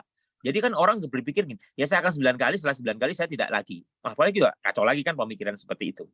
Jadi maksud saya begini, kebiasaan 9 kali berturut-turut misa Jumat pertama itu memang kebiasaan atau tradisi, termasuk diajarkan oleh Santa Margareta Maria Alacoque, gitu. Beliau mengajarkan begitu juga. Tetapi dalam konteks beriman dewasa, tidak harus saklek, harus 9 kali seperti itu, kalau batal nggak bisa, gitu loh, tidak. Tetapi maksud saya begini, kalau Anda bisa 9 kali, why not, gitu? Mengapa tidak, gitu loh? Ya jangan diputus-putuskan, gitu loh. Artinya putusnya itu bukan karena dibuat-buat gitu loh. Bisa mengerti Bu ya? Itu Bu Erni. Artinya silakan Ibu berdoa seperti doa novena itu. Saya juga sering mendapat pertanyaan, Roma kalau novenanya putus bagaimana? Gitu. Ya nggak apa-apa. Itu putus kok jadi masalah? Ya enggak loh, ya nggak masalah. Tetap berdoa di hari berikutnya kalau masih bisa berdoa. Jadi pada prinsip utamanya berimanlah secara dewasa. Termasuk devosi kepada hati Guru Yesus juga beriman secara dewasa. Dewasa itu bagaimana Romo? Berdewasa itu artinya kita beriman bukan berdasarkan ketakutan. Bukan berdasarkan nanti kalau saya nggak begini jadi begini. Nanti kalau saya nggak begini, itu berarti kita beriman kayak anak kecil. Ditakut-takutin. Nanti ada anak, kalau keluar malam-malam ada ini gitu. Kita beriman bukan karena takut tetapi berdasarkan kasih. Mengasihi Tuhan. Makanya tadi tuh lagu saya, hello, lagu saya Bu Erni, bapak-bapak, ibu-ibu, cinta yang tulus di dalam hatiku telah bersemi karenamu. Itu cinta kepada Tuhan, karena Tuhan sendiri. Hati yang suram, ketakutan, galau tidak ada lagi. Ini tiada lagi, telah bersinar karenamu. Munya tuh Tuhan, gitu loh. Amin, Bu Erni. Amin, terima kasih Romo. Oke, saya akan beri summary ya, Bu Risa. Romo, aku tanya lagi sebentar. Oh, boleh, Bu Ina. Boleh. Andaikan ya satu keluarga ada satu orang saja yang percaya akan Yesus, betul ya Romo akan diselamatkan semua seisi rumah? Betul. Betul. Betul Dengan Bu ya, Ina, Romo. dengan. Aku Jawabannya pakai itu. dengan. Jawabannya betul. Tetapi ada kata tetapinya. Tetapinya kalau salah satu anggota keluarga itu hidup bertegar tengkuk dengan kepercayaan yang sia-sia dan ketegar tengkuk untuk menolak Allah, dia tidak diselamatkan, Bu. Oh, begitu. Saya ulangi. Kalau di dalam satu keluarga ada yang taat beribadat, saleh, begini, satu keluarga yang diselamatkan. Betul, jawabannya sangat betul. Tetapi, ini ada kata tetapi, kalau salah satu atau salah dua, salah tiga, bertegar dalam ketegar tengkukan untuk menolak Allah, jadi ya dia yang tidak diselamatkan. Karena kesalehan satu orang atau dua orang dalam satu keluarga semua akan diselamatkan, itu betul. Tetapi pada saat di hadapan Tuhan, sifatnya personal, Bu. Pribadi, di hadapan Tuhan. Tetapi karena seorang ibu, karena seorang anak, seorang ayah, satu keluarga diselamatkan, betul. Yaitu apa? Kemudian terjadi pertobatan. Itu yang dimaksud sebenarnya. Seperti Santa Monica menyelamatkan Patricius suaminya dan Agustinus anaknya. Pertobatan yang terjadi itu yang disebut keselamatan itu. Tetapi kalau sampai di kematian, seseorang atau dua orang, atau tiga orang, atau lebih bertegar menolak Allah. Saya ulangi, menolak Allah. Ya dia tidak mendapat keselamatan, Bu. Jelas ya? Tetapi betul kalau karena satu orang berbuat baik, saleh, percaya, betul diselamatkan memang. Tetapi tidak bisa keselamatan yang kebaikan orang itu menyelamatkan orang yang berpegang teguh menolak Allah. Karena dia sendiri yang menolak, Bu. Dia sendiri yang menolak. Menolak betul-betul sampai mati. Gitu loh. Sampai mati menolak. Ada yang seperti itu, Bu. Sampai mati menolak. Ya itu nggak bisa diselamatkan. Tapi waktu meninggal dia mau menerima sakramen perminyakan, gimana ya itu ya? Loh, kalau menerima sakramen perminyakan bukan penolakan itu, Bu. Hello. Itu namanya menerima, capek deh. Oh gitu. Jadi Bu, yang saya maksud menolak itu di detik akhir masih menolak gitu loh, Bu. Gini loh, Bu. Ini kita hidup, Dia nggak mau terima, nggak mau saya terima, nggak mau. Terus sampai akhirnya dia mati gitu loh, Bu. Nah itu, jadi gini, nih lihat saya, semua lihat saya, nah gitu loh, ya. Kayak ayam aja. Paham ya? Tapi kalau yang dikatakan Ibu tadi menerima sakramen perminyakan segala macam, ya kita percaya selamat lah, Bu. Percaya. Oke, ya. Terima kasih Romo. Kembali kasih. Oke, sekarang silakan siapkan catatannya kalau mau mencatat. Saya akan pelan-pelan. Tunggu, ambil pulpen. Pelan-pelan saya. Samar itu singkat, jangan khawatir. Kalau bingung direkam aja, kalau ada handphone 2 direkam. Emang ini direkam. Oh, udah di-recorded. Oke. Siap ya? Oke. Summary atau ringkasan dari uraian mengenai EKKS, mengenai hati Yesus yang Maha Kudus. Pendasaran Alkitabnya, pendasaran kitab sucinya diambil dari Injil Yohanes, bab 19, ayat 32 sampai 37. Di mana poin pendasarannya dari teks atau perikop kitab suci Yohanes 19, 32, 37 ini adalah kalimat yang berbunyi, seorang di antara para juri itu menikam lambungnya dengan tombak dan segera mengalir keluar darah dan air. Mengalir keluar. Ayat 34 ya Romo ya? Ayat 34. 32 sampai 37. Iya, yang di garis bawah tadi. Ya, ditikam keluar darah dan air. Nah, poin kedua, para bapak gereja memandang air dan darah yang mengalir dari hati Kristus itu sebagai lambang pembaptisan, yaitu air, dan ekaristi, yaitu darah, sebagai tanda lahirnya gereja.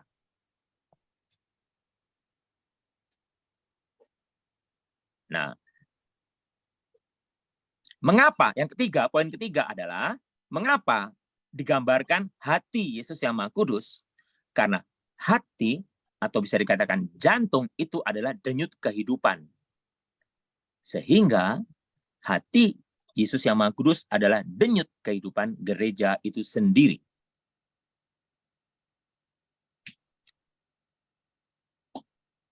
Bagaimana cara kita membalas kebaikan hati Yesus yang Maha Kudus? Dengan berdevosi kepada hati kudus Yesus. Poin kelima ya, 5 sekarang ya. 4. Nah, keempat. Penghormatan atau devosi kepada hati Yesus yang Maha Kudus dipopulerkan oleh Santa Margareta Maria Alacoque. Tulisannya Alacoque. Margareta Maria Alacoque. Tahun 1647 sampai 1690. Tahun 1647 sampai 1690. Itu dipopulerkan. Tapi cepet banget nih. Oh ya, saya pelankan. Sorry, saya pelankan. Ulangin mau. Hah? Ngetik di handphone soalnya ini. Enggak, nanti ada rekaman. Riri akan kasih ke grup rekamannya. Ini direkam semua yang para mau ngomong. Ya sudah. Oke, thank you Bu Risa. Ya, jadi saya ulangi. Ya, bahwa devosi atau penghormatan kepada hati kudus Yesus dipopulerkan atau diajarkan secara khusus oleh Santa Margareta Maria Alacoque 1647 sampai 1690. Mengapa? Ini ya poin ke-5. Mengapa mempopulerkan ini? Karena Santa Margareta Maria mendapat penampakan dari Tuhan sendiri, di mana Tuhan sedih karena hati manusia yang dingin, acuh tak acuh kepada hati kudus Yesus. Mengapa Santa Margareta Maria mempopulerkan?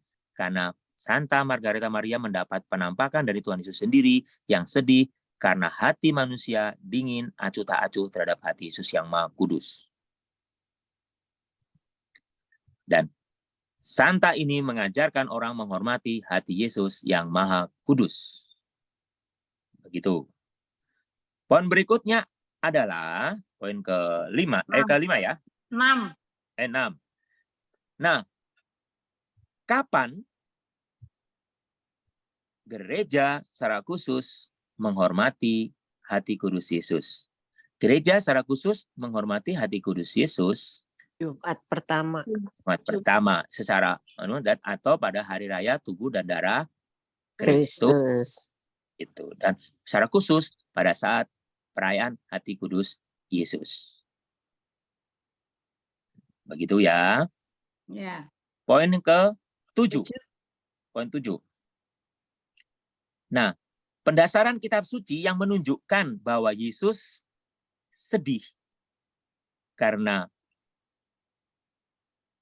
cinta yang luar biasa itu pada Matius 26 ayat 38. Hatiku sangat sedih seperti mau mati rasanya. Disinilah menjadi pemacu atau menjadi penyemangat para devosan hati kudus untuk menghormati hati kudus Yesus. Membalas kasih Yesus. Di Matius 26:38 dikatakan, hatiku sangat sedih. Matius 26:38. Poin ke-8. Ke-8 ya? Ya, 8. Devosi kepada hati kudus Yesus adalah jawaban pribadi orang beriman sebagai balas cinta kasih kepada Tuhan. Devosi kepada hati kudus Yesus adalah jawaban pribadi orang beriman sebagai balas kasih terhadap Tuhan Yesus. Devosi kepada hati kudus Yesus adalah balas kasih pribadi orang beriman kepada hati kudus Yesus. Poin ke-9, hati itu bukan kata, tetapi tanda kasih. Hati itu bukan kata, tetapi tanda kasih dari Allah sendiri yang mengasihi manusia tidak ada batasnya. Hati itu bukan kata, tetapi tanda kasih dari Allah sendiri yang mengasihi manusia tidak ada batasnya. Poin ke-10, devosi hati kudus Yesus erat kaitannya dengan Ekaristi Kudus. Devosi hati kudus Yesus erat kaitannya dengan Ekaristi Kudus.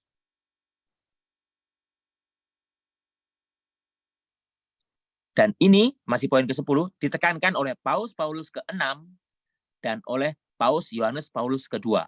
Ditekankan oleh Paus Paulus ke-6 dan Paus Yohanes Paulus ke-2 yang menunjukkan bahwa penghormatan hati kudus Yesus merupakan poin penting yang menjadi tugas perutusan gereja yang memberi kabar kasih tentang kasih Allah tidak ada batasnya. Saya ulangi, poin mengenai penghormatan hati kudus Yesus ini sebagai salah satu yang berkaitan dengan Ekaristi Kudus digarisbawahi, ditekankan oleh Paus ke-6 dan Paus Yohanes Paulus kedua yang menyatakan bahwa penghormatan terhadap hati kudus Yesus di dalam Ekaristi merupakan salah satu tugas pokok gereja mewartakan kasih Allah yang tidak ada batasnya. Oke. Terakhir, ke-12 adalah cinta kasih. 11. 11. Di saya kok 12 ya? Gampang tadi, lihat lagi Romo. Oke. Jadi, poin yang terakhir 11 adalah penghormatan kepada hati kudus Yesus merupakan spiritualitas yang terarah pada cinta kasih Allah yang tidak ada batasnya.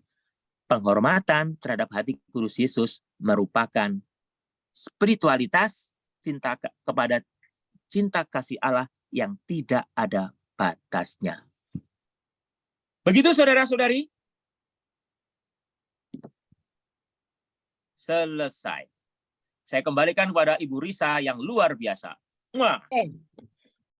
Sebelum saya tutup, tadi ada yang tanya kalau Jumat pertama tadi siapa? Bu Erni ya, yang 9 kali. Yang 9 kali itu ya janji. Itu janji Tuhan Yesus kepada Maria Alakok ada 12 janji. Ibu Erni kayaknya waktu itu belum ikut KKS saya, jadi belum dapat doanya ya Maria Alakok ya. Iya, belum. Saya mau cerita sedikit Maria Alakok, mungkin banyak yang tidak tahu siapa itu. Bentuk hati kudusnya Maria Alakok, saya nggak bisa perlihatkan karena ada di kamar atas saya. Dia bukan hati kudus yang Yesusnya di sini. Hatinya ada di tangan Yesus. Diberikan kepada Maria Alakok. Itu penampakannya dia. Di Prancis. Gitu Romo. Ini sejarahnya Romo. Di suatu kapel, namanya, dia ordonya ordo Lasar, nah, jadi Maria Alakok itu cerita singkatnya ya. Maria Alakok itu bapaknya sudah meninggal, dia hidup bersama ibunya. Ibunya selalu mengajarkan mengenai tradisi gereja Katolik. Suatu saat ibunya sakit parah. Akhirnya dikirimlah nenek dan adik ibunya untuk menjaga si Maria Alakok ini. Nah, Maria Alakok itu di tangan neneknya tidak boleh ke gereja. Berdoa di rumah saja, ngapain ke gereja. Dia sedih sekali. Akhirnya dia bilang, apa gunanya gua doa di rumah? Karena yang gua butuhkan adalah Ekaristi. Pengorbanan itu ya, tahun 1600 itu. Jadi dia sangat sedih, singkat cerita. Kemudian akhirnya dia dia sedih, terus pada saat Ekaristi ini yang terpenting, apa yang dia doakan tadi Ibu Ina kan, pada saat itu Sakramen Maha Kudus itu doanya, kata Romo benar, doa itu doa pribadi. Nah, saya mau kasih tahu apa yang dia doakan pada saat Sakramen Maha Kudus itu ya. Nih. Semoga tubuh dan darahmu semakin memperkuat imanku dan memberikan ketabahan kepadaku untuk selalu setia kepadamu. Itu yang lebih baik. Nggak usah pikirin, nggak usah memikirkan minta apa. Itu kadang-kadang kita selalu minta ini, minta itu. Jangan itu. Itu sangat bagus. Itu untuk contoh. Bisa tolong diulang, Bu? Nanti gua kirim.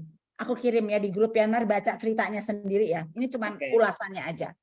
Nah, kemudian pada saat umur 23, dia itu mau dikawinkan oleh tuan tanah sama neneknya. Padahal dia udah berjanji sama Yesus bahwa dia akan kawin dengan Yesus sebagai mempelai Kristus. Akhirnya dengan cara apapun Tuhan Yesus sendiri mengizinkan dia masuk biara. Ya, dia masuk biara. Apa yang terjadi di biara? Dia dibully.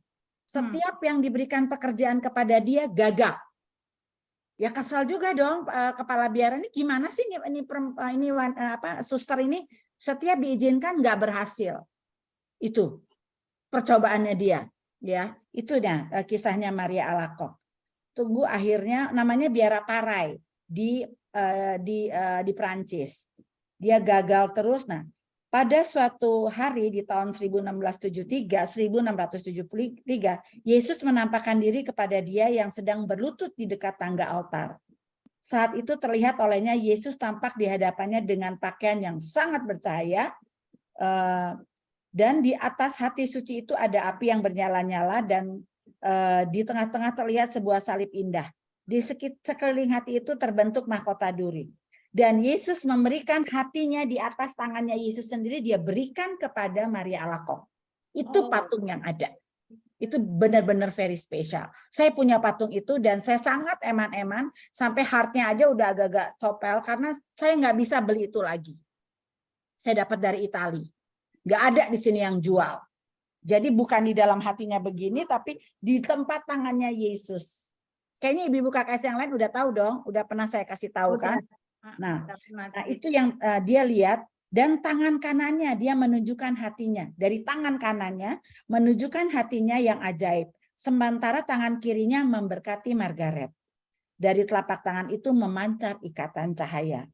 Dalam penampakan itu, Yesus meminta untuk mengajurkan khusus kepada hati kudus Yesus, sebab itulah tanda cinta kasih Tuhan kepada manusia. Yaitu Jumat pertama. Itu yang terjadi, ceritanya Jumat pertama itu Yesus sendiri yang memerintahkan. Tiap Jumat pertama Yesus akan datang menampakkan hati ilahinya yang kadang-kadang luka dan yang lain kelihatan pula. Tapi di hari itu Yesus memperlihatkan kesedihannya karena cintanya tidak diterima oleh manusia. Sedih kan?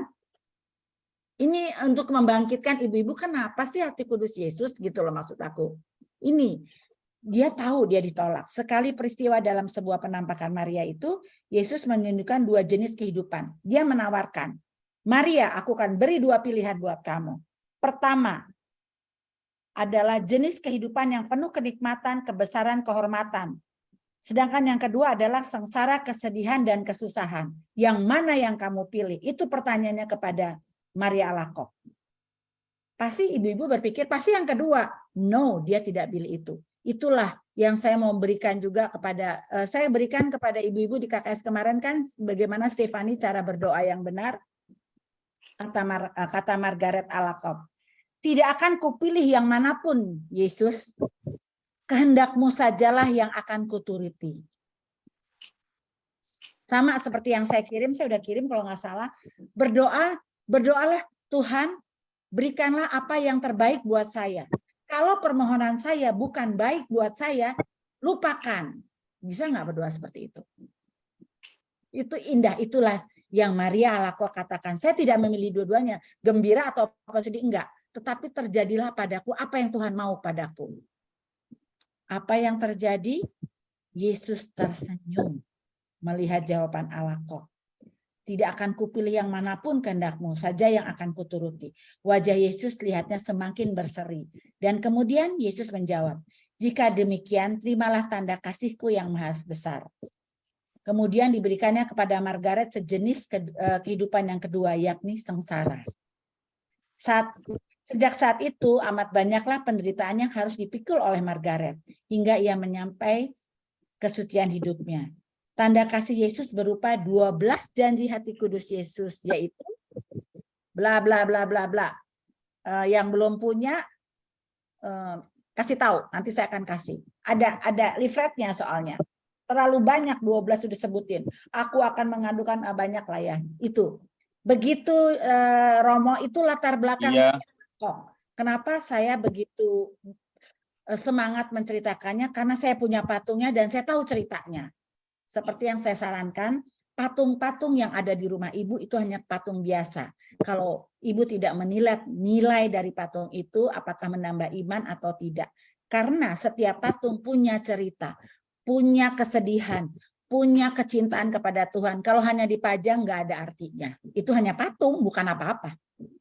Yang kita devosi itu adalah kemartiran dia, ketaatan dia, penderitaan dia. Jadi itu ibu-ibu. Ya, nanti saya akan share kembali di kelompok KKS Kamis. Ibu-ibu boleh cerita baca pelan-pelan. Ya, ini saya sekedar cerita yang saya ingat, tapi ada semua catatannya. Itu Itu dari Prancis. Tahun 1673 dia mulai penampakannya Yesus karena dia hidupnya menderita. Begitu Romo untuk penambahan pengetahuan aja. Ya. Oke, terima kasih Bu Risa. Sebelum ini kan mau penutup ya. Ya. Sebelum penutup, saya hanya mau mengatakan, baik Bapak-bapak, Ibu-ibu, tolong perhatikan. Bagus sekali yang diceritakan Bu Risa tadi, coba bayangkan. Itu Margareta Maria mengalami itu. Dan belum lagi santo-santa yang lain. Jadi, saya sering mengatakan, umat mengatakan, Romo kok saya selalu menderita. Perhatikan baik-baik. Umat selalu mengatakan kepada saya, banyak mengatakan, Romo kok saya selalu menderita. Ya. Lihat, santo-santa semuanya menderita loh. Perhatikan baik-baik, saudara-saudari. Jadi, saya beritahu, bagi orang Katolik, penderitaan itu bukan menakutkan. Hello. Penderitaan itu adalah jalan menuju Tuhan. Saya ulangi, penderitaan itu jalan.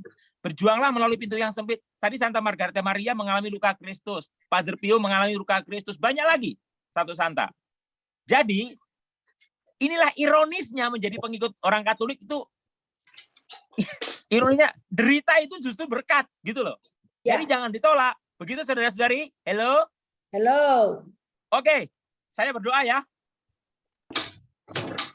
Baik, mari kita berdoa. Dalam nama Bapa, Putra, dan Roh Kudus. Amin. Allah Bapa yang Maha Kasih, hamba-Mu berterima kasih dan bersyukur pada kami sore pada acara KKS, kelompok kitab suci yang digagas oleh Bu Risa dan teman-teman ini, kami boleh merenungkan mengenai hati Yesus yang Maha Kudus, di mana kami sedikit disadarkan peran penting berdevosi menghormati hati kudus, hati Yesus yang Maha Kudus. Berkatilah anak-anak-Mu yang tekun belajar kitab suci dalam kelompok KKS Kamis ini. Semoga Bu Risa sekeluarga dan keluarga-keluarga yang ada dalam komunitas ini selalu Kau berkati. Kami percaya Kau memberikan yang terbaik dan membawa hati kami semakin dekat dengan hati Yesus yang Maha Kudus. Kami serahkan seluruhnya ke dalam tangan-Mu demi Kristus Tuhan dan pengantara kami. Amin. Hati Yesus yang Maha Kudus, teguhkanlah, kuatkanlah kami. Tuhan bersama-Mu dan bersama Roh. Semoga kita sekalian, pekerjaan, keluarga kita masing-masing diberikan kesehatan, keselamatan, dijauhkan dari segala mara bahaya. Dalam nama Bapa, Putra, dan Roh Kudus. Amin. Amin. Ciao. Terima kasih. Sampai bertemu.